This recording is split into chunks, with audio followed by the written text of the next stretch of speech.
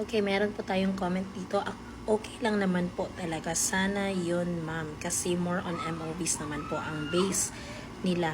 Hindi ang nakasulat sa annotations. Isa pa, kahit on the spot, kung kinabisado lang din ang ilalagay, walang kaibahan sa nag-advance. Yes po. So, kailangan talaga kabisado mo yung MOVs mo para kapag, for example, naglagay ka ng annotations, tapos ipapatanggal siya, hindi siya ipapakopya dun sa form na paglalagyan ng annotations ay makakalagay ka pa rin o makakasulat ka pa rin ng annotation. So, kailangan talaga yung annotation mo ay hindi AI generated. So, kailangan mula sa inyong pag-iisip talaga.